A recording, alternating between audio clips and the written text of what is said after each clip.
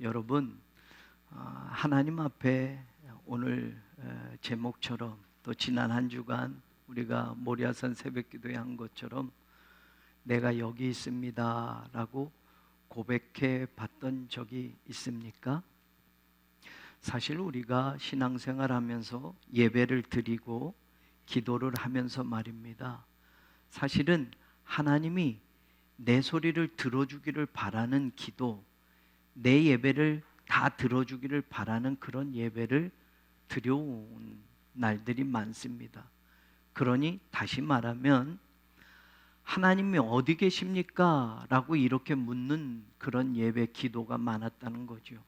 하나님이 계셔서 지금 내가 하나님께 하는 기도를 하나님이 들어주셔야 하고, 지금 하나님이 계셔서 내가 하나님께 드리는 이 예배를 받아주셔야 하는, 하나님 어디 계십니까? 하는 이런 신앙이 사실은 우리의 신앙의 모습이었다. 그런데 여러분, 이걸 뒤바꿔서 한번 생각해 보자 말입니다.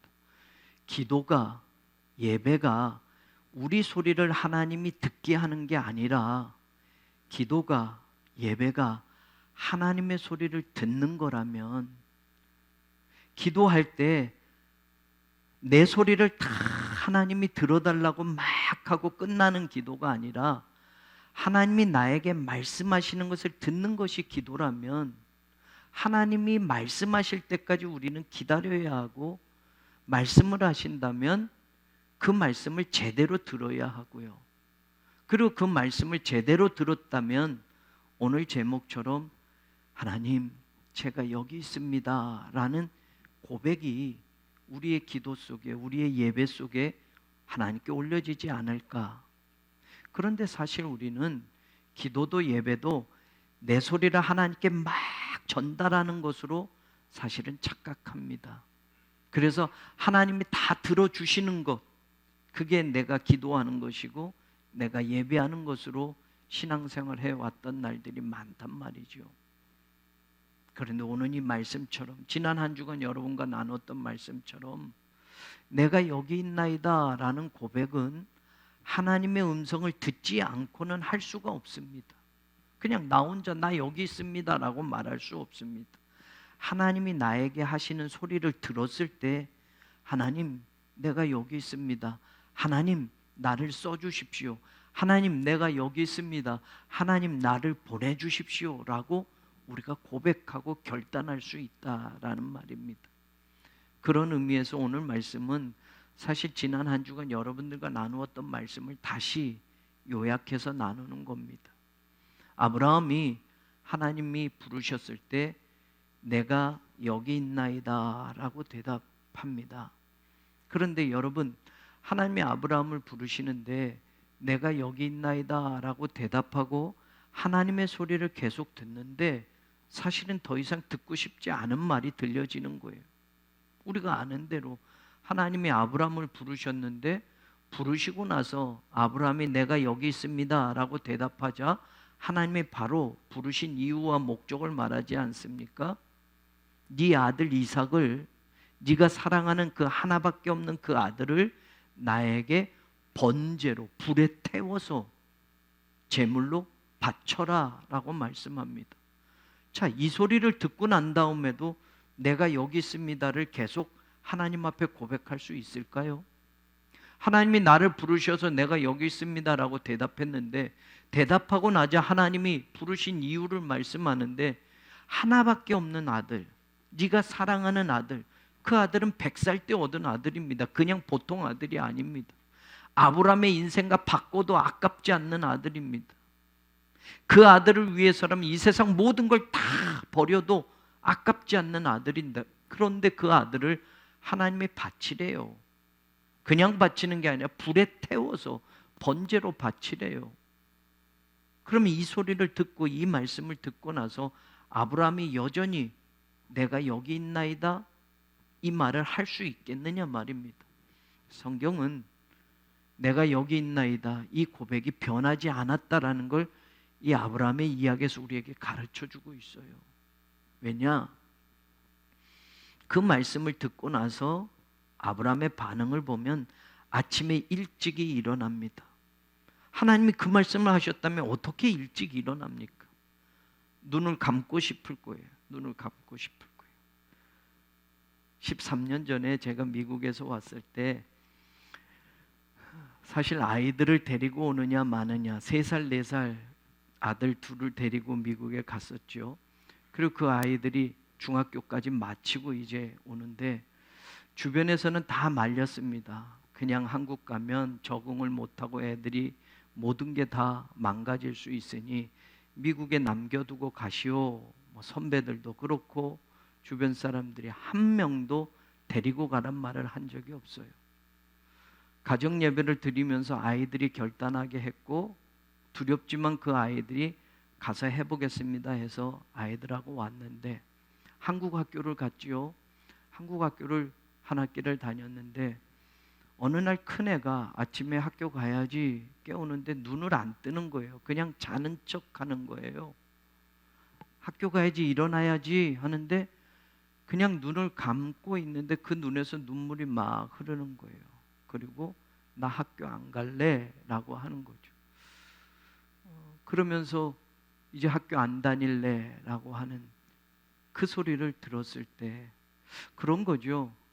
아브라함도 어제 하나님이 네 아들 하나밖에 없는 아들 사랑하는 아들을 나에게 번제로 바쳐라 라고 하면 그 말을 들은 어제 이제 오늘 아침이 되면 계속 잠자고 싶어요. 아니 자는 척하고 싶어요. 하나님의 말씀에 반응하고 싶지가 않아요.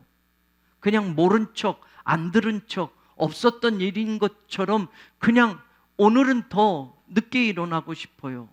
그런데 성경에 보니 아침에 일찍이 일어났다. 하나님이 말씀하신 것을 순종하려고 그 말씀을 지키려고 아브라함이 일찍이 일어나요. 아내한테 말도 안 해요. 그 중요한 일, 그 엄청난 일, 그 끔찍한 일을 하는데도 자기 부인에게 말 한마디 하지 않아요. 왜요? 말했으면 하나님께 듣지 못했던 부인은 말렸을 거예요. 당신 미쳤어? 무슨 일이야? 하나님이 그래서 정말 말도 안 돼 라고 했을 거예요. 어떻게 아들을 번제로 바치래? 그 하나님이 진짜 우리 하나님 맞아? 라고 아마 부인은 아브라함을 뜯어 말렸을 거예요. 가지 말라고 했을 거예요. 그래서 성경에 보면 아내와 이야기도 하지 않았고 상의도 하지 않았어요. 아들에게도 말하지 않고 데리고 가잖아요. 자, 여러분, 아침에 일찍이 반응한다라는 건 그 말씀, 내가 여기 있나이다를 계속 이어가는 거예요. 그런데 하나님이 특별히 지시한 곳까지 가려면 3일 길을 가야 돼요. 여러분, 3일이란 시간이 흐를 동안 사람의 마음은 변할 수 있거든요. 처음에는 그렇게 시작했다가 중간쯤 가서 바꿀 수 있거든요. 방향을 잡았다가 그 방향을 틀어버릴 수 있거든요. 하나님이 원하시는 방향으로 계속 가는 게 아니라 생각해 보니까, 이성적으로 분석해 보니까 이거 말도 안 돼. 왜 나한테 이렇게 말씀하셨어? 아니야, 이거 뭔가 잘못된 거야. 하나님이 원하시는 방향에서 틀어서 내 인생의 방향으로 바꿀 수도 있거든요. 그런데 성경을 보면 그 다음에 아브라함은 3일 길을 계속해서 갑니다. 그리고 하나님이 지시하신 곳까지 갔다. 3일 동안 이 마음속의 동요는 여러분 숱하게 일어날 수 있단 말입니다. 그리고 3일이라는 시간은 우리의 마음을 바꿔버릴 수도 있는 기회도 있단 말입니다. 우리도 그렇잖아요. 저도 그래요. 한 해가 시작이 되면 올 한 해 하나님 앞에 이렇게 살아야지, 이런 목회를 해야지, 내가 이런 목사가 돼야지라고 결단하지만 1년을 살다 보면 하나님 앞에 약속하고 하나님 앞에 결단한 그대로를 계속 갔느냐? 아니요. 조금씩 수정하기도 하고, 에이 이래서 못하기도 해, 저렇게 해서 안 되기도 해, 아 형편이 안 좋아, 뭐 이러면서 여러분 그 방향으로 계속 가지 않고 조금씩 틀고 틀어서 연말이 되면 아이고 하나님 죄송하네요, 미안하네요, 하나님께 약속한 대로 다 하지 못했네요 라는 고백을 할 때가 있지 않아요? 두 번째, 아브라함은 내가 여기 있나이다 라는 그 말 그대로를 3일 길을 가면서도 그 방향이 틀어지지 않았어요. 하나님이 지시하는 곳까지 갔단 말입니다. 3일 동안 바뀌어질 수 있습니다. 생각을 바꿀 수 있습니다. 내가 여기 있나이다를 여기서 끝내겠습니다, 아니 더 이상 못 가겠습니다 할 수 있습니다. 보통 우리는 그럴 수 있어요. 아브라함은 가요. 그리고 마지막 그곳에 도착해서 성경을 보면 제단을 쌓습니다. 나무를 벌려 놓습니다. 그리고 나무 위에 아들을 묶어서 올려놓습니다. 그리고 손을 내밀어서 칼을 뽑아 들었습니다. 그리고 성경 마지막 구절은 이렇게 나와요. 9절에는 그 아들을 잡으려고 하는지라. 우리말로는 잡으려고 하는지라가 단어로 확 와닿지 않아요. 잡는다라는 말은 여러분 조금 더 이 살아있는 말로 하면 죽이려고 하는지라, 조금 더 이 상황과 이 단어에 합쳐서 정확하게 더 말하면 도살하려고 하는지라. 여러분 하나님께 제물을 드릴 땐 동물을 드리잖아요. 그런 지금 사람을 동물처럼 올려놓고 도살하는 거다. 그래서 이 단어 동사가 도살하다예요. 짐승을 죽이는 걸 도살하지 살인하다라고 하지 않잖아요. 짐승을 죽이는 것처럼 도살하다. 정확하게 더 이야기하면 여러분 짐승을 죽일 때 여러분 어떻게 죽입니까? 저는 짐승을 한 번도 안 죽여봤네. 뭐 닭 한 마리를 잡을 때도 닭을 잡을 때 닭의 목을 비틀었죠? 그리죠? 그렇게 하는 건가요? 그렇게 해서 죽이고, 소를 죽인다고 하면 여러분 소를 어디를 죽여요? 소를 배를 먼저 칼로 찌르겠습니까? 요즘 뭐 전기로 콱 죽인다는데 여러분 이 도살하다라는 단어가 그거예요. 멱을 따다라는 거예요. 한 번에 탁 멱을 따면 그냥 죽는 것처럼. 여러분 다른 데 찌르면 막 동물이 발광을 하잖아요. 살아서. 그러니까 그렇게 해서 도살하지 않아요. 재물을 잡을 때 멱을 따는 거예요. 그 멱을 딱 따면 그냥 죽는 것처럼. 여러분 그런 단어예요. 그러니까 아브라함은 진짜 이삭을 왜 번제로 드려본 경험들이 있어요. 재물들을. 그러면 그 재물이 괴롭지 않도록 그 재물이 막 요동치지 않도록 한 번에 죽여야 되는 거예요. 그래서 하나님께 재물로 드린 것처럼 오늘 아들을 재물처럼 취급하고 있어요. 그리고 그 아들을 도살하는 것, 멱을 따는 것처럼 칼을 들어서 멱을 따려고 했다라고 나와 있어요. 이건 하지 않아도 한 겁니다. 아브라함의 입장에선 쇼를 보이는 게 아니란 말이에요. 그러니까 하나님이 그 다음에 11절에 말해요. 아브라함아 아브라함아 부르시오. 이 아브라함의 이야기를 할 때 제가 강조했던 많은 이야기들이 여기에 있었어요. 그리고 하나님은 말해요. 그 아이에게 손을 대지도 말고 아무것도 하지 마라고 해요. 여러분 조금 전에 3일 전에는 그 아이를 번제로 나한테 바쳐라 라고 하셔놓고 지금 3일 후에는 아무것도 손대지 말고 그 아이에게 아무것도 하지 마라고. 그 아이를 멱을 따려고 다 벌려놓고 하나님께 진짜 번제로 드리려고 아침 일찍 일어나서 3일 동안 여기까지 와서 진짜로 하나님 앞에 다 드리는 것이었어요. 그러자 하나님은 다시 부르셨고, 여러분 아브라함이 두 번째에도 하나님이 부르실 때 내가 여기 있나이다라고 11절에서도 똑같이 대답을 해요. 이 말은 무슨 뜻이에요?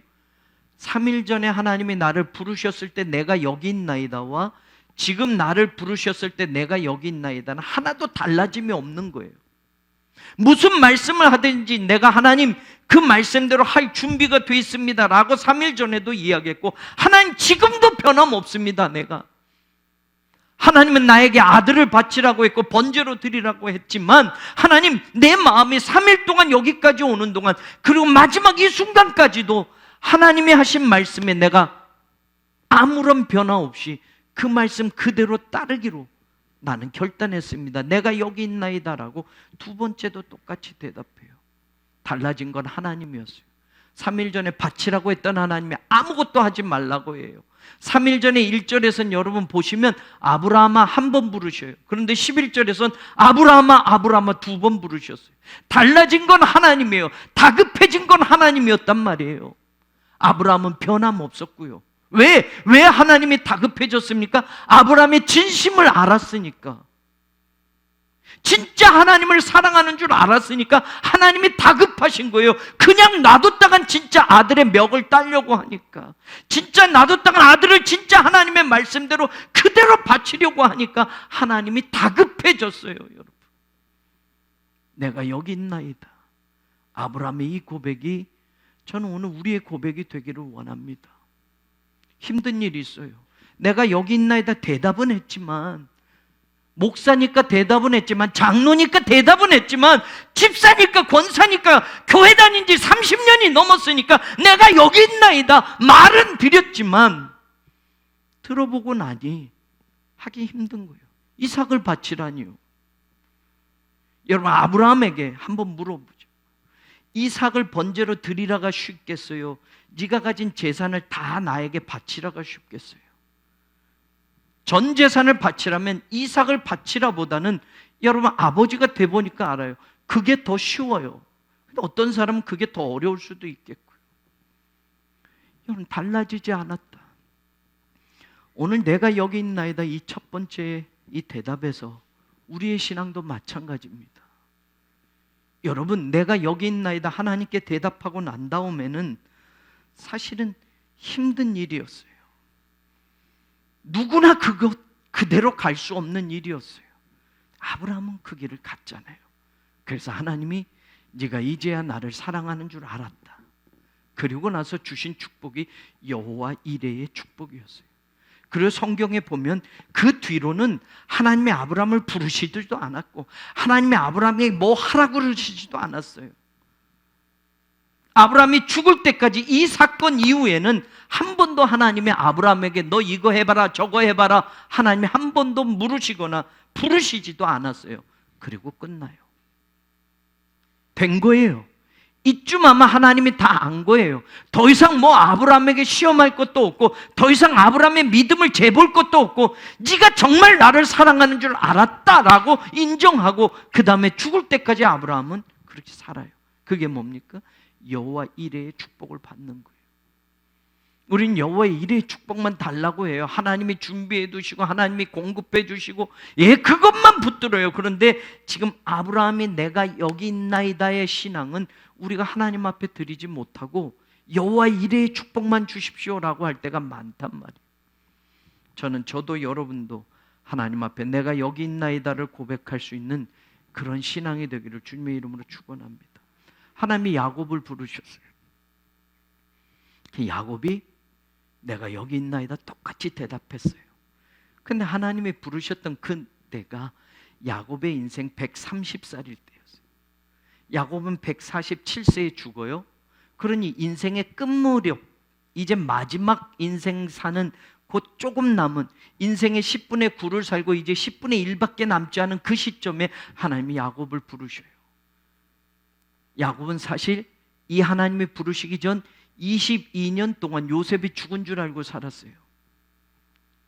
다른 자녀들이 요셉을 팔아버리고 사실은 죽이려고 했지만 아버지한테 거짓말했어요. 이 비밀이 덮어져 있는 줄 알았어요. 아들들도 아버지를 22년 동안 속인 겁니다. 요셉은 죽었다고 거짓말했으니. 그러니 야곱의 마음에선 요셉이 죽은 아들이었던 거예요. 그 아들이 한 번도 살았다라는 생각을 해보지 못할 만큼 죽은 줄 알았어요. 그런데 그 아들이 살았다라는 이야기를 듣는 거예요. 그랬을 때 아버지의 마음 다 똑같은 것 같아요. 내가 그 아들 한 번만 봐면 좋겠다. 그 아들 보고 내가 죽어도 여한이 없다. 성경에 그렇게 고백하잖아요. 그리고 애굽으로 내려가요. 근데 애굽으로 내려가는데 모든 걸 다 정리하고 내려가요. 다 정리합니다. 고향을 떠나는 겁니다. 그리고 다른 나라로 가는 겁니다. 쉬운 일이 아니죠. 잠깐 보고 올 수도 있지만. 그랬을 때 야곱이 제일 먼저 한 게 하나님 앞에 제단을 쌓고 예배를 드렸다고 나와요. 그리고 그 밤에 하나님이 그 야곱을 부르셨다. 예배의 자리에서 하나님이 야곱을 부르신 거예요. 예배 드리고 나니 그 밤에 야곱아 야곱아 부르시는 소리를 들었어요. 그리고 내가 여기 있나이다 라고 대답하니 하나님이 야곱에게 뭐라고 말했는지 여러분 이 말씀 아시나요? 애굽에 내려가는 거 너 두려워하지 말아라. 야곱이 지금 두려운 거예요. 모든 걸 정리하고 떠나니 어떤 사람이 쉽겠어요? 아들 하나 살았다고 하는 그 말 듣고 다 정리하고 온 가족을 70명이 되는 가족을 데리고 애굽으로 내려가는데 야곱의 입장에서 노인이잖아요. 인생의 마지막이잖아요. 그래서 여러 가지 걱정도 하고 겁나기도 했던 것 같아요. 그런데 그 밤에 하나님이 야곱을 부르시고 너 애굽으로 내려가는 거 무서워하지 마라. 그러면서 하시는 말씀, 내가 너와 같이 갈게 라고. 그러면서 중요한 말씀을 해요. 내가 거기서 너로 큰 민족을 이루게 하겠다. 그리고 나서 하나님이 야곱하고 같이 내려간다고 말씀하세요. 그런데 하나님이 말씀하시는 것에 의미가 있는 게 있어요. 너 지금 내가 함께 내려갈 거고 반드시 내가 너를 같이 올라올 거야 라고요. 같이 데리고 올라온대요. 그러면서 마지막 하는 말이 이래요. 거기 가면 그렇게 사랑했던 네 아들 요셉이 네 눈을 감겨줄 거야. 이 말은 뭐예요? 너 거기서 죽는다라는 거예요. 거기서 죽지만 내가 너와 함께 올라올 거야. 내가 너에게 약속했잖아. 이 땅이 너와 네 자손의 것이라고 약속했잖아. 내가 다시 너와 함께 올라올 거야. 그런데 거기서 큰 민족을 이루게 할 거야. 근데 이 이야기 가운데서 제가 여러분에게 묵상하자고 했던 게 있어요. 성경에 보면 46장 1절과 2절에 보면 야곱의 이름을 이스라엘로 계속 얘기해요. 하나님이 이스라엘이 가족들을 데리고 떠나라고 이스라엘이라고 야곱을 이스라엘이라고 하고 2절에서는 하나님이 이스라엘에게 나타나셨다라고 나와요. 그런데 나타나셔서 이름을 부르실 땐 야곱아 야곱아라고 부르셔요. 근데 하나님이 이미 야곱에게 이런 말씀을 하셨단 말이에요. 야복강가에서도 그렇게 하셨고 베델에서도 다시 이야기하셨어요. 네 이름이 야곱이지만은 이제는 야곱이라 부르지 않고 이스라엘이라 부를 거야 라고 하고 베델에서는 하나님이 이스라엘이라 라고 부르셨다까지 나와요. 그래서 하나님이 이제는 너 야곱이라 안 부르고 이스라엘이라고 부를 거야 라고 하시고 하나님이 진짜 이스라엘아 라고 부르셨다라고 나온단 말이에요. 그런데 지금 이 대목에선 하나님이 야곱아 야곱아라고 부르셔요. 이제는 이스라엘이라고 부르지 않으셨던 하나님이 갑자기 야곱이라는 그 이름을 부르셨어요. 그때 야곱이 내가 여기 있나이다.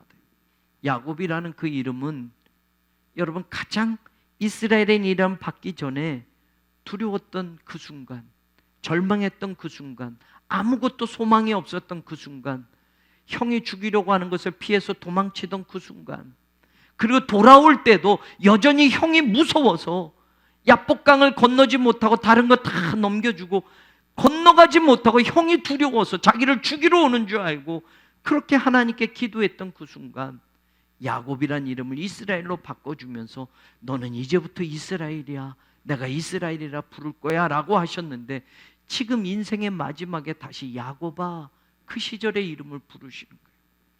다시 말한다면 야곱의 가장 힘들었던 그 인생의 그 자리를 하나님이 기억해 보라고 하는 거예요. 너 그때 내가 함께 해줬잖아. 두렵고 떨리고 무서울 때 내가 너에게 야곱이 아닌 이스라엘이라는 이름을 불러주었잖아. 지금 다시 야곱이라는 이름을 부르면서 너 그 처음을 기억해 보라. 나는 여전히 너와 함께 하고 있어. 너는 이스라엘이야 라는 걸 다시 확인시켜 주시는 거예요. 그 야곱의 초심을 하나님이 깨닫게 하시는 것이었어요. 그래서 그 야곱이 하나님과 함께 내려가요. 내가 여기 있나이다 라고 고백하는 건 이스라엘이 여기 있습니다가 아니라 하나님 그래요. 하나님 없이는 나는 야곱으로밖에 살 수 없는 인생이었습니다. 하나님이 나를 만나주지 않았으면 나는 이스라엘이 아니라 야곱으로밖에 살 수 없었습니다. 여전히 두려웠고 여전히 인생이 무서웠고 여전히 미래가 암울했던 그런 야곱이었습니다. 그래요. 지금 야곱이라 부르시는데 맞아요. 하나님 없이는 나는 야곱일 수밖에 없는데 하나님이 나와 함께 애굽으로 내려가시고 거기서 내 후손들에게 큰 민족을 이루게 하실 것이고 거기서 비록 내가 죽겠지만, 내 아들 요셉이 내 눈을 감겨주겠지만, 하나님은 내 후손들을 하나님의 때에 다시 이 땅으로 데리고 온다고 하셨으니 하나님, 내 그 처음으로 돌아가 하나님만 의지하고 믿겠습니다라는 결단을 내가 여기 있나이다 라는 이 고백 속에 하고 있다라는 사실입니다. 그랬을 때 70명이 한 나라가 되는 놀라운 축복을 받았어요. 야곱의 가족, 야곱의 가문이 이스라엘이라는 진짜 그 나라가 되었단 말이에요. 그래서 이스라엘이라는 이름이 여러분 한 국가의 이름이 되었고, 야곱이라는 이 사람의 이름이 한 민족의 이름이 되게 하셨단 말이에요. 이 축복이 오늘 아브라함의 내가 여기 있나이다 라고 선언했을 때, 내가 너와 함께 하겠다라는 이 약속과 더불어 이루어졌다라는 사실, 오늘 우리도 마찬가지입니다. 인생의 끝무렵에 하나님의 이 음성을 들었고 내가 여기 있나이다 고백한 그 야곱에게 하나님은 한 민족을 이루시고 한 나라를 이루시는 놀라운 축복을 마지막까지 이끌어 주셨다라는 걸 믿을진데, 오늘 저와 여러분의 인생이 지금 내 나이가 몇이든 내가 여기 있나이다라는 그 고백이 오늘 저와 여러분의 고백이 되기를 주님의 이름으로 간절히 축원합니다. 하나님이 모세를 부르셨을 때 모세도 똑같이 내가 여기 있나이다 라고 고백합니다. 그런데 여러분, 모세의 지금 이 고백을 이야기할 때 가장 중요한 것을 두 가지 말씀드렸어요. 뭐냐? 모세는 태어날 때부터 죽을 운명이었어요.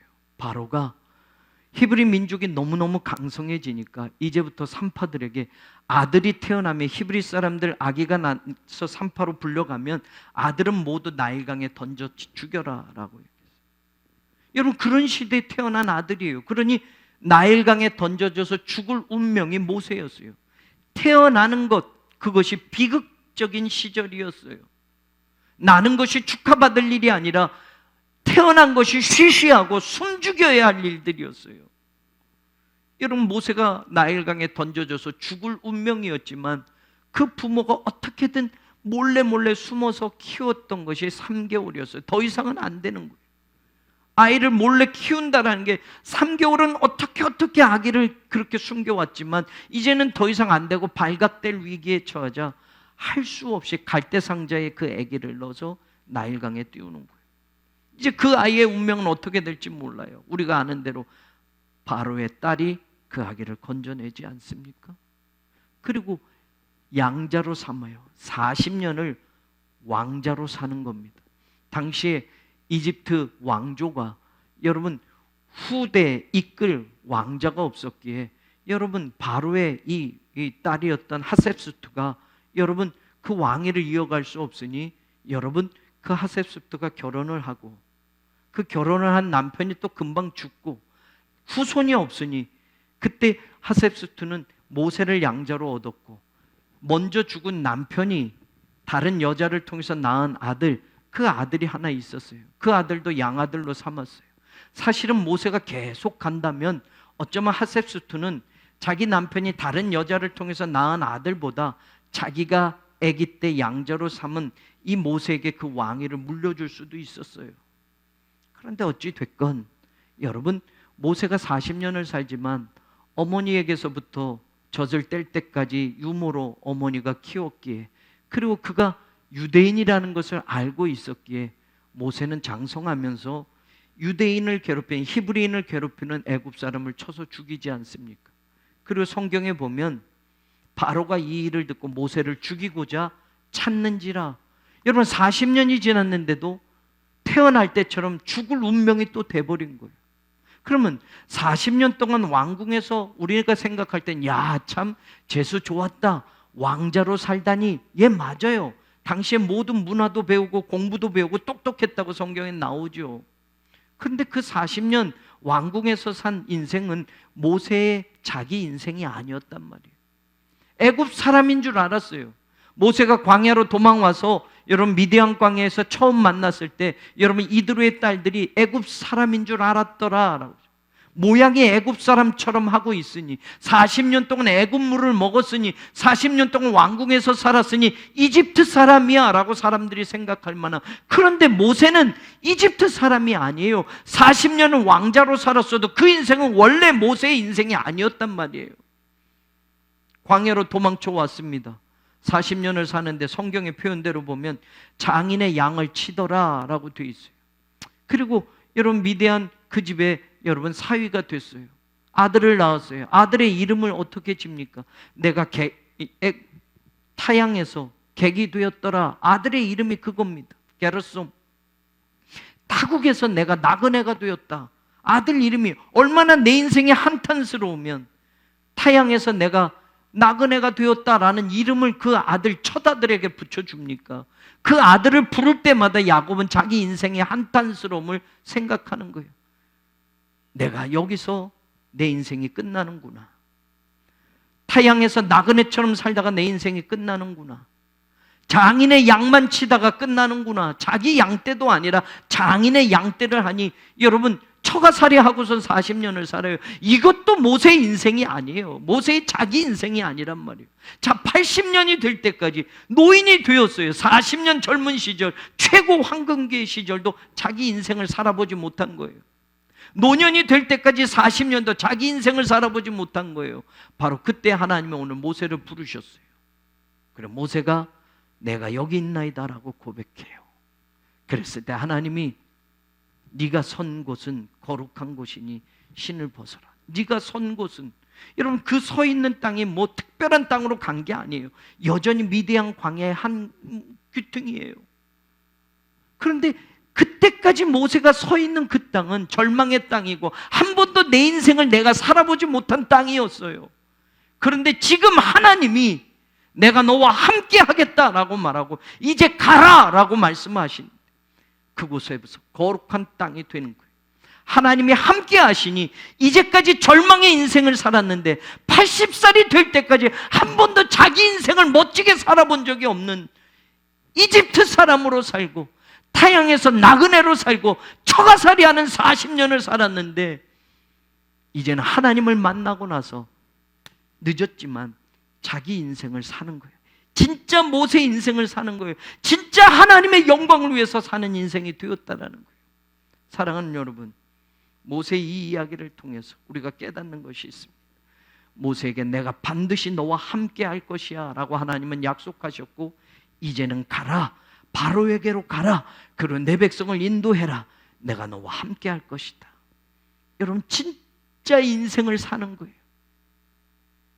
여러분은 지금 그런 인생을 살아오셨습니까? 여러분 돈을 많이 벌어서 그렇게 행복한 줄 알았는데 하나님 없이 그것은 여러분 진짜 내 인생이 아니에요. 세상에서 좋은 것을 다 가질 만큼 그런 인생이 되었다고 하면 여러분 그게 내 인생일 것 같지만, 하나님 없이 사는 인생은 어찌 되었든 왕궁에서 40년은 왕자로 살아도 그 인생은 진짜 인생이 아니란 말이에요. 여러분 저는 우리 교우들이, 우리 모두가 하나님의 영광을 위해서 사는 진짜 인생을 살기를 주님의 이름으로 축원합니다. 이제 가라라고 하는 하나님의 말씀을 붙들고 정말 우리가 살아가는 그 삶의 여정이, 남은 인생길이 하나님의 영광을 위해서 사는 것이고 내 인생을 다 드려도 아깝지 않는 인생을 사는 것이라면 그게 진짜 내가 살아야 할 인생이라는 걸 저도 여러분도 놓치지 않기를 주님의 이름으로 축원합니다. 사무엘이 내가 여기 있나이다 대답합니다. 그 시대는 하나님의 말씀이 희귀해진 세상입니다. 사람들이 하나님의 말씀을 귀하게 여기지 않았어요. 그 시절은 사람의 생각대로, 자기 생각대로, 옳은 대로 살기 시작한 사사시대가 바로 그 시대였어요. 사람들은 하나님의 말씀이 이러니 이렇게 살아야지가 아니라 내 생각대로 알아서 사는 시대가 되었던 데, 그러니 하나님의 말씀이 소중하지 않았어요. 그랬을 때 하나님이 사무엘을 부르셨잖아요. 그 사무엘은 모세가 만났던 때보다, 아브라함이 만났던 때보다, 여러분 야곱이 만났던 때보다 정말로 어린 아이일 때 하나님이 그 사무엘을 만나요. 그래서 사무엘이 처음에는 하나님이 부르신 줄 모르고 엘리 제사장이를 계속 3번째 가잖아요. 그랬을 때 엘리 제사장, 하나님이 너를 부르시는 거야. 다음에 그 소리를 들을 때 내가 여기 있나이다, 말씀하소서, 주의 말씀을 듣겠습니다 라고 고백해라. 그랬을 때 네 번째 하나님의 음성을 들어요. 그런데 네 번째는 성경이 달라진 모습. 하나님이 사무엘에게 찾아오셨다라는 동사가 나오고 사무엘 앞에 서 계셨다라는 동사가 나와요. 그동안 세 번째는 그냥 사무엘아 부르셨는데 이번에는 사무엘에게 직접 하나님이 오셨고 사무엘 앞에 서 계셨다라고 성경은 나와요. 그랬을 때 사무엘이 주의 종이 듣겠나이다, 말씀하옵소서라고. 이 말이 바로 내가 여기 있나이다라는 똑같은 고백을, 세 번째 했던 그 고백과 똑같은 겁니다. 하나님 말씀하소서. 하나님의 말씀이 땅에 떨어진 시대고 사람들은 하나님의 말씀대로 살지 않는 시대지만 나는 하나님의 말씀을 듣고 그 말씀대로 살겠습니다를 내가 여기 있나이다로 고백했을 때 그의 인생 나머지가 하나님의 말씀의 기적을 체험하는 인생이었다고 성경은 말하고 있어요. 오늘 바로 우리의 고백이 이런 고백이 되기를 주님의 이름으로 축원합니다. 하나님의 말씀이 너무 흔해져 버렸어요. 하나님의 말씀이 귀한 게 아니라 너무 흔해 빠졌어요. 그래서 너무 흔하니 많은 기독교인들이 하나님의 말씀이 하나님의 말씀으로 안 들리는 시대 속에 살아요. 단지 인생의 교훈 정도로 알고 살아요. 설교를 잘했느니 못했더니 평가하는 것으로 하나님의 말씀을 그리 대하고 있는 시절을 살고 있어요.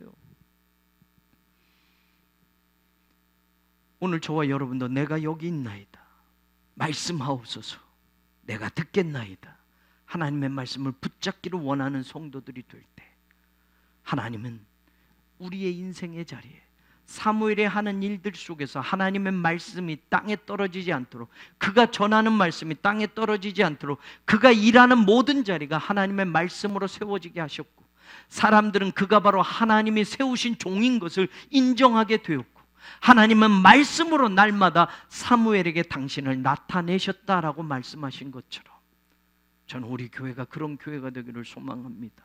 여러분이 하는 일이 하나님이 함께 하셔서 그 일이 땅에 떨어지지 않게 하시고 영광 받으실 일들이 되기를 소망합니다. 여러분이 만나는 사람들을 통해서 바로 여러분들이 하나님의 자녀라는 걸 보게 하고 깨닫게 하시는 놀라운 역사가 있기를 소망합니다. 내 삶의 신앙의 자리에서 하나님이 여전히 말씀으로 하나님을 나타내시는 그 놀라운 축복을 경험하는 우리 성도들이 되기를 주님의 이름으로 축원합니다. 아쉽지만 4명까지 말하고 10시가 되었으니 이전에 이후에 한 것은 새벽기도 때 했던 말씀으로 여러분들 기억하시고 오늘 저도 여러분도 내가 여기 있나이다 이 고백과 더불어 정말 새로운 인생을 시작해 보기를 원합니다. 이제까지 하나님 내 소리 들어주세요. 하나님 어디 계세요? 내가 기도하잖아요. 내가 예배드리잖아요. 내 소리 들어주세요가 아니라 이제 내 기도가, 이제 내 예배가 하나님 말씀하세요. 내가 듣겠습니다. 그리고 내가 여기 있나이다. 하나님의 세미한 소리까지 놓치지 않고 듣는 기도가 되고 듣는 예배가 되어서 오늘 내가 여기 있나이다 그 고백과 신앙의 축복이 저와 여러분의 삶에도 이루어지기를 주님의 이름으로 간절히 축원합니다. 성부